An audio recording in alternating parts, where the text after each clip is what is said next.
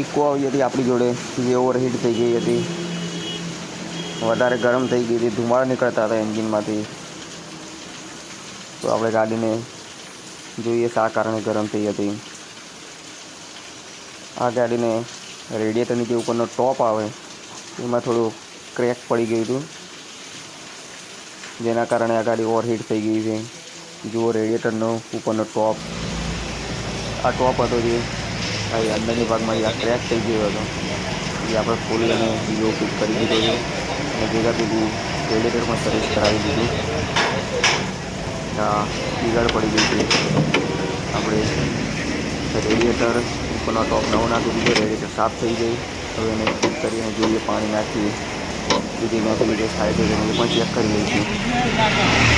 પાણી નાખ્યું તો નીચે હોસ પાઇપમાં લીકેજ થતું હતું, બધી હોસ પાઇપો ખરાબ થઈ ગઈ હતી.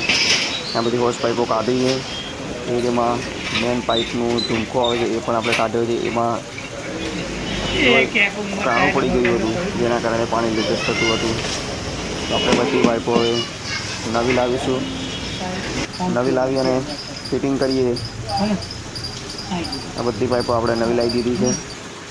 હવે આને બધા લગાવી દઈશું ગાડીમાં, લગાવીને રાઉન્ડ મારીએ. સાંજે મોડું થઈ ગયું હતું બધું ઇન્સ્ટોલ કરવામાં. ગાડીનો રાઉન્ડ માર્યો, ગાડી ઓકે થઈ ગઈ છે.